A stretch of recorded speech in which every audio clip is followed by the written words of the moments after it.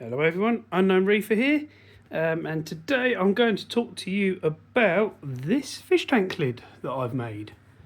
Now, the plastic is only temporary whilst it's a bit wintry here in the UK because the living room's quite big with a nice big set of patio doors at the end, so when we're not in the house with the heating on, it gets a bit cold in here, so I've decided to put a lid on to help heat it and just to stop a little bit of damp in the room, just in case, because it was smelling a little bit when all the doors were closed over the winter.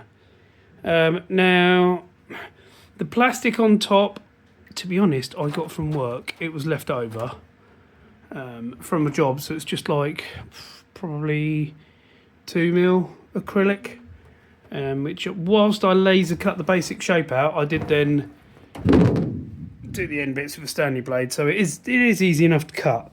That's not going to be on there a long time. That is just for the winter. The main thing I wanted to talk to you about was this mesh.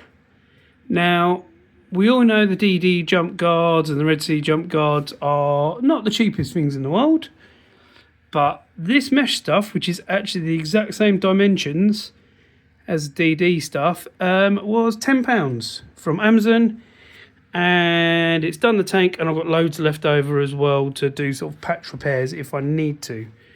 It's taken the DD sort of feeding hatch. I've got the lid for this. I need to clear it on a bit more in a minute. There we go. I've got the little hatch for that, but I don't put it on when I've got the plastic lids on. So all I did was I just bought some of this cheap stuff. And then because I've got a 3D printer, I just printed these little clips, well, not even clips, they just hook over the edge of the tank, and then I literally just drew up 3 sections where this mesh goes over, and I just pull it tight and hook it over. The edges are a little bit rough still because I'm just kind of letting this material stretch out, and then once I get to the summer when I take the plastic off, I'm assuming by that point this would have stretched out enough so I know where the edges are, and then I will trim it. I might even sort of fold it back over and glue it back on somehow just to keep it nice.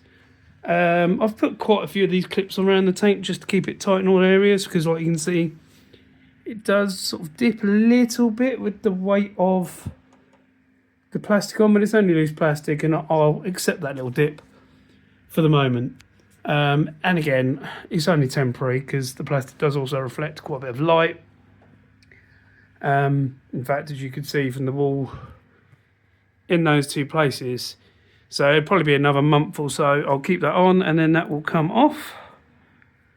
And then it'll just be like a normal mesh lid. But all in all, it cost me probably about £10 for the mesh, and probably maybe £1, not even that, in material on the 3D printer. Obviously, you've got to have a 3D printer to be able to do this, or find somebody who's got one.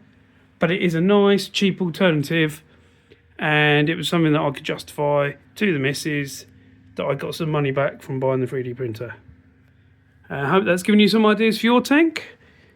I hope your tanks are all doing well. Thanks for watching.